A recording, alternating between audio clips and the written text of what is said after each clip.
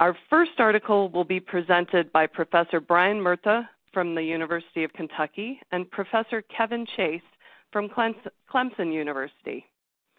Most states and many leading organizations limit the amount of contact suppliers have with their buying team members once their requests for proposal hit the streets.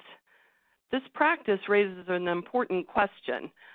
How, then, under these circumstances, can suppliers effectively sell to buyers who are sheltered by these barricades? Thankfully, we have Brian and Kevin here to discuss this important topic. And right now, I will turn it over to you. Thank you very much. All right, thanks so much, Paige. As she mentioned, I am Kevin Chase. I'm currently an assistant professor of marketing at Clemson University, and I'm here with Brian Murtha, associate professor of marketing at the University of Kentucky. And we're very excited to actually present this research to you all today. To just give you guys a little bit of background on ourselves, both Brian and I actually worked in the sales field for quite a while before we went into academia. And so both of us actually had to deal with barricaded buyers pretty regularly in our jobs, which is one of the reasons why we got interested in this research. Really, probably the first question you guys have is really, what do we mean by barricaded buyers? And we define barricaded buyers as individuals involved in the purchasing process who are generally difficult or sometimes actually even impossible to communicate with, usually during some period of time in the buying process. And one of the selling processes that is common where you have to deal with barricaded buyers that both Brian and I dealt with is in the RFP process. And honestly, any of you out there that any of the marketing practitioners out there, as soon as they say the word RFP, probably started cringing. But for those of you who are unfamiliar with the RFP process, RFP stands for Request for Proposal. And generally the way that the RFP process works is that a representative or group of representatives from a buying organization will, they basically develop a list of specifications that outlines really what it is that the buying organization is, looking for in a product, service, or a general solution. And so once they have this RFP, this set of specifications, they send it to suppliers. Could be one supplier, could be 10 suppliers, could be 50 suppliers. And the interesting thing is a lot of times these organizations actually have rules and policies in place that actually limit and specify that buyers and suppliers can't communicate during the RFP process. And I'll give you an example of that. So here's some language from the state of Georgia and the Georgia Procurement Code, which explicitly states that buyers and suppliers aren't allowed to communicate for any reason during the solicitation or in our case, the RFP. And this kind of flies in the face a little bit of traditional sales where, it's common to think of the sales process as face-to-face interactions between buyers and suppliers. And so this is a little bit different. And the question arises really, why would buyers want to restrict this information exchange in the buying process?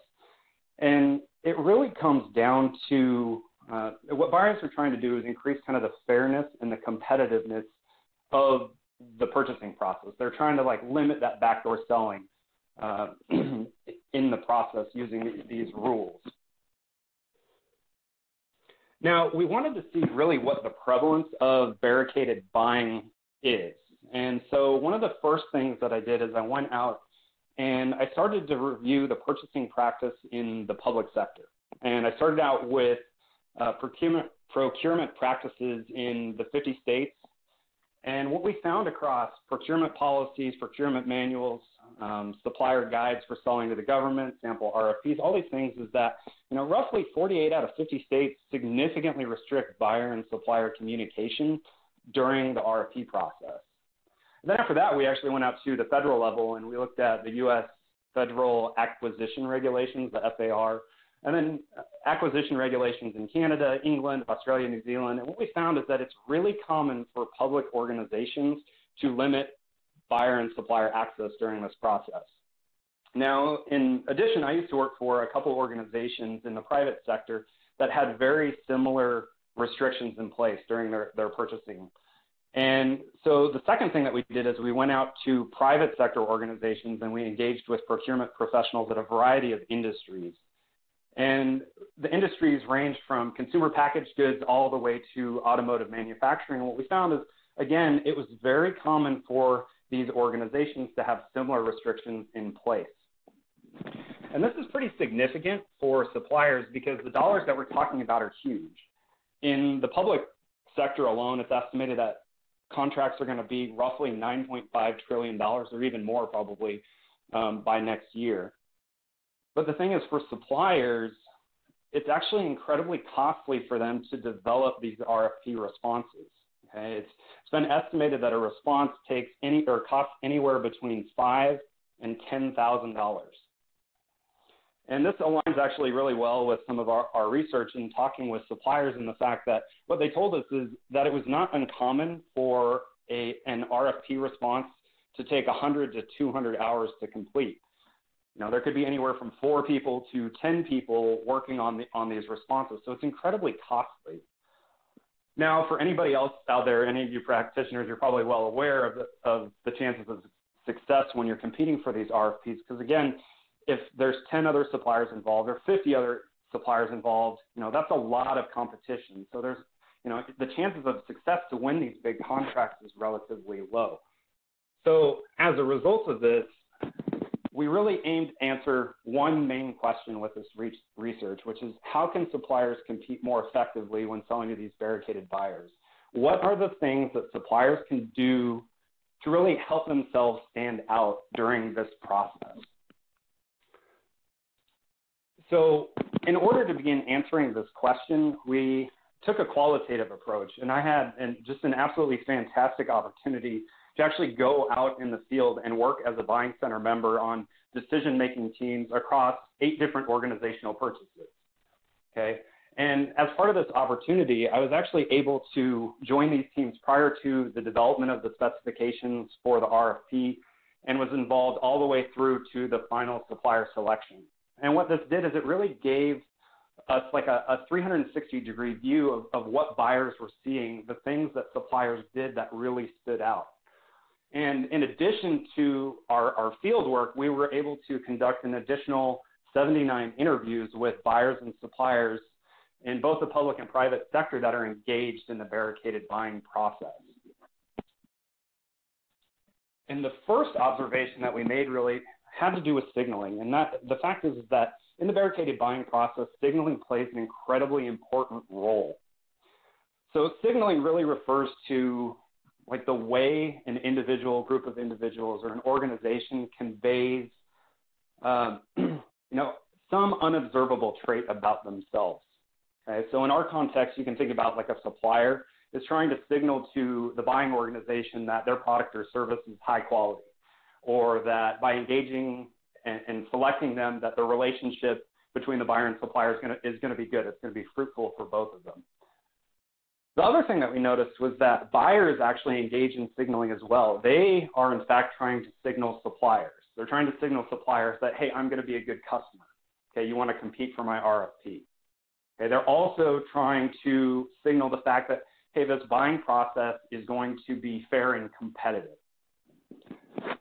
And so the last thing that was really interesting to us is we actually observed signaling between both buyers and suppliers, as well as between suppliers. And that's what I'm going to talk about next. So another thing is that we noticed that there are really 2 key phases in the buying process where signaling works a little bit differently. Okay, so what we found is that there's this pre-RFP phase, which is before the RFP is developed, where buyers and suppliers are actually allowed to communicate with each other because there's no official purchase to be made, so the restrictions aren't in place. Once the RFP is developed, about that time is when those restrictions go up and buyers and suppliers can no longer communicate. So in the pre-RFP phase, what we noticed is that in the barricaded buying environment, there's this really interesting phenomenon where buying organizations would actually conduct what are called pre-RFP meetings. Okay? And so the purpose of these meetings was really to bring all of the suppliers together and discuss the complexities of the RFP that would be much more difficult later when the barricades go up. And so in these situations, you have groups of suppliers or competitors that are actually all sitting in a room together. And what we found is that there's this interesting signaling that goes on between these competitors. Okay, in several situations, suppliers engaged in what we're calling peacocking behavior, which is where these suppliers were literally, it seemed like, trying to show off. And there are two types of peacocking behavior. The first is information peacocking. Okay? And information peacocking is where suppliers were really just trying to show off their knowledge and how much they knew about the account and really trying to impress the buyers. The second type of peacocking that we observed is where they're kind of trying to show off and they talk about their connections to people within the buying organization or how long they've been with the organization or have them as a customer, that type of stuff. And the interesting thing that we found was the fact that competitors actually use these signals to determine their own chances of success.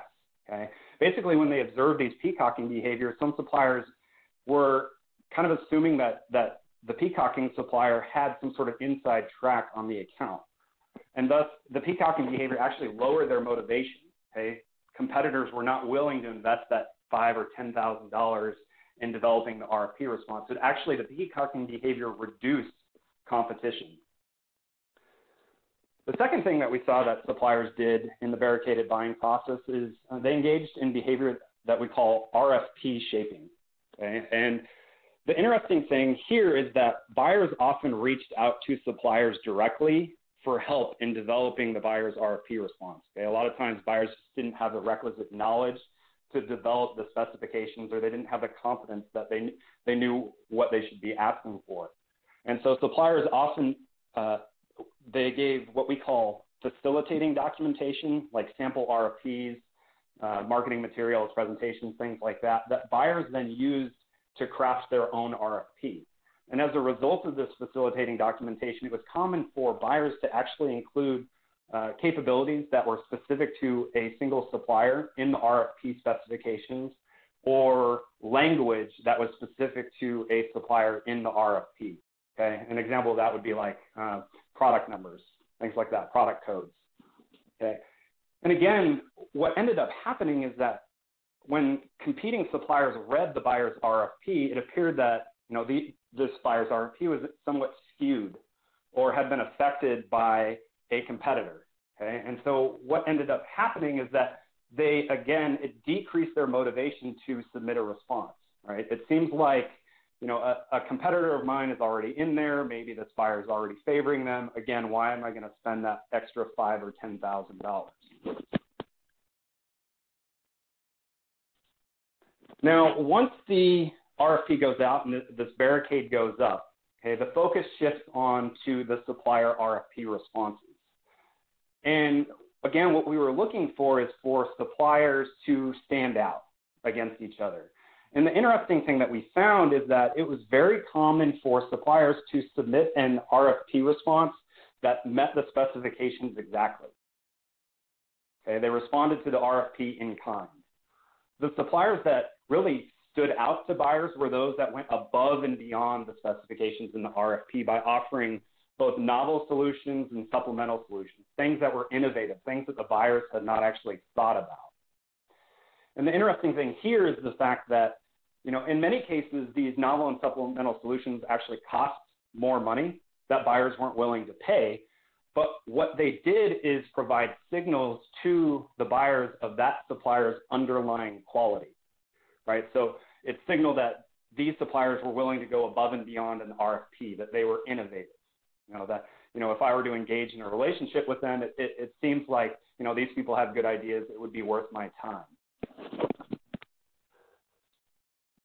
The other thing that we noticed honestly, this is probably the most shocking thing to Brian and I after having written a lot of our own RFPs, is the weight that buyers put on the qualitative aspects of the RFP. Okay, they looked at things like, the references. They looked at the tone of voice, how the supplier came across, how clear and explicit suppliers' responses were, as well as, was this proposal customized or tailored to my organization, or did it seem like, the supplier was just doing a bunch of cutting and pasting.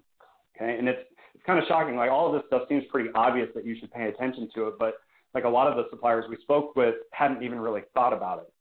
For one example is reference matching. And I think the common wisdom is when you provide references, what you're doing is you want to provide an organization that's very prestigious, somebody that's going to say really nice things about you. But what we found is that providing really prestigious references actually had a negative effect. It signaled very negative things to the buyers. And it starts to make a little bit of sense once we started having conversations with the buyers themselves. And what they said is that, if this organization who has all these prestigious references, like if we have customer service concerns, those prestigious organizations are going to come well before us. So we're going to get bumped to the bottom of the queue. The other thing that they looked at, is like if you're a hospital and the supplier provides a reference for an accounting firm, that raised concerns again about, this supplier says that they can do what we're asking for, but, I don't know if they have the requisite experience to actually service my account. So based on our findings, like there's really, like if you take like one thing away from the presentation today, it's really this, and that's that signaling plays an incredibly important role in the barricaded buying process. So if you're a supplier that's engaging in this process, you need to think very specifically and strategically about, the information that you're conveying to your competitors and how that's affecting competition, as well as the information that you're conveying to buyers, okay, and how they might be perceiving you through this process. All right, so that was a lot of stuff that I just threw at you very quickly. I would love to answer any questions that you guys may have about our research. Thank you so much, Kevin. That really is interesting work, and your access is amazing.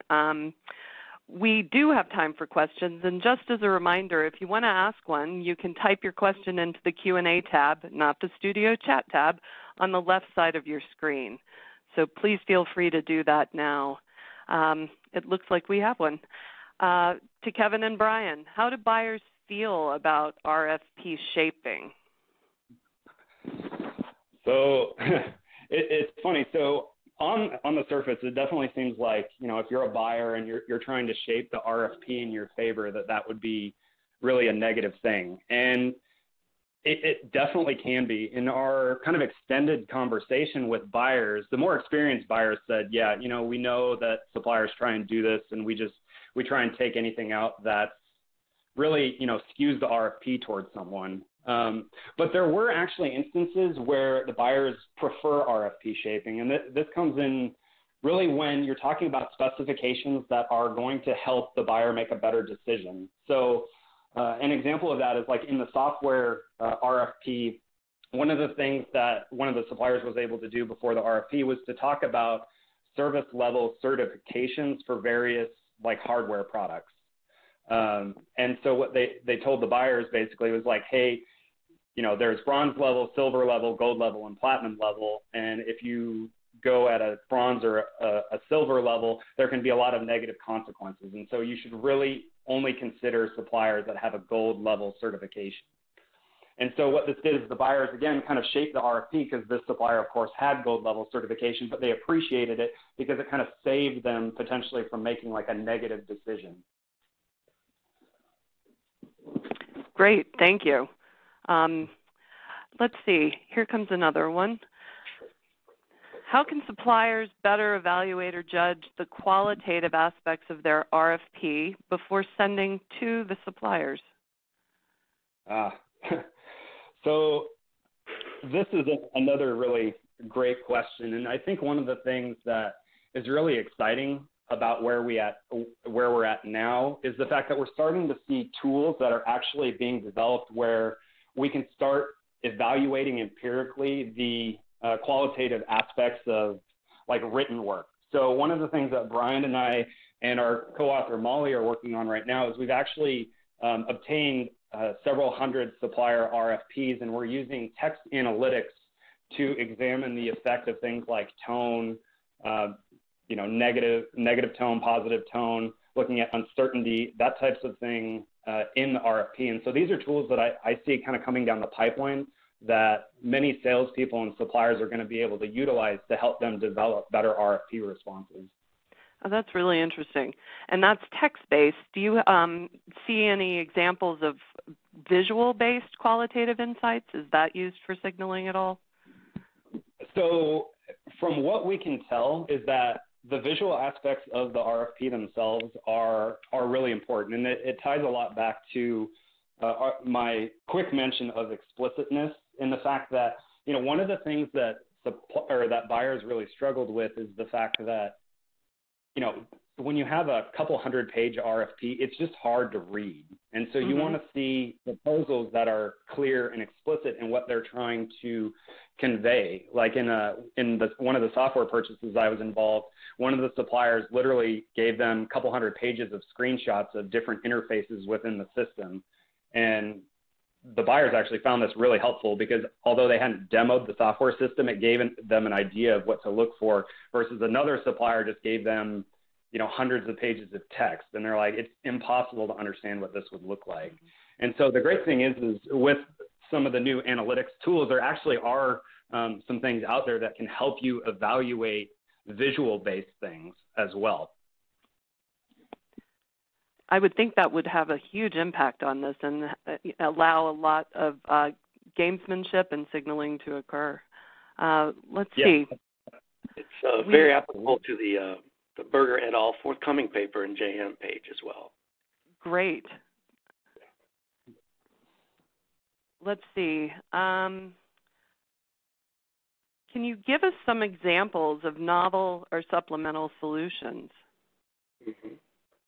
Yeah, absolutely. So one of my favorite example from my observation is in waste management, in the waste management purchase that I was involved in. And, you know, waste management, you don't really think is an industry that's all that innovative.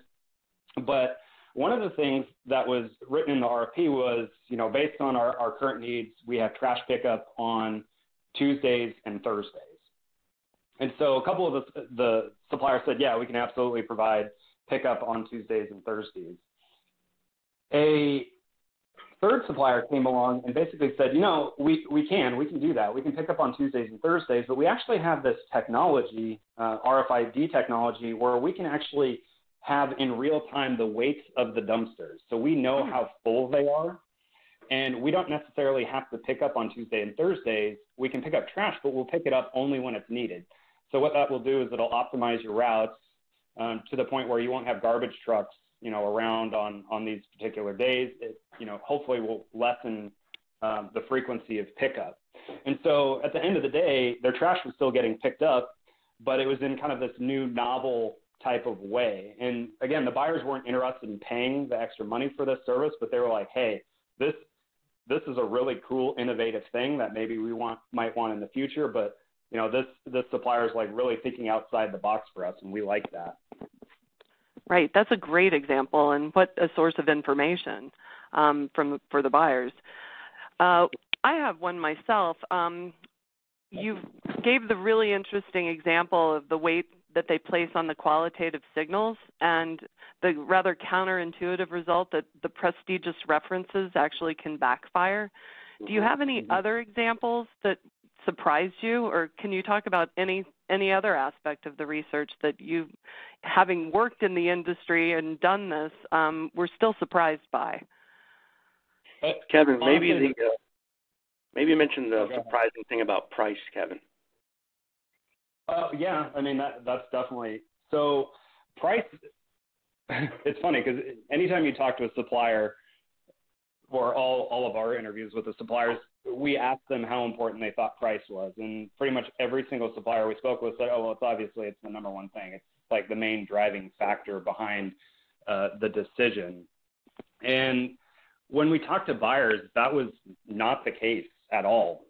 What they said is price, of course, plays a role in the decision process where, you know, we have budgets, but as long as, you know, the price comes in under the budget, you know, we're more focused on the solution. We want stuff that's going to make our job easier. And so we actually obtained a bunch of RFPs from another public organization, different public organizations, to really gauge how much price matters. And what we found is that it's only about 30% of the decision criteria. The other 70% is based on like the solution and the packaging of the solution in the RFP. So there's a lot less emphasis on price, I think, than many salespeople realize. That is really interesting. And it sounds like those two things happen not at the same time as well. So the decision on the price occurs before you're evaluating all of these other aspects of the solution.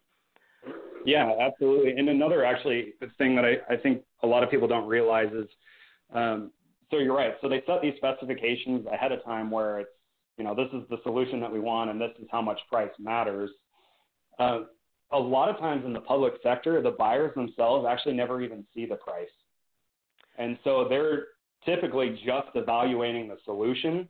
And then the procurement person or somebody who's just been given like a decision rule, like, it can't be more than $500,000 or whatever, is literally saying, okay, here are all the providers that came in under $500,000.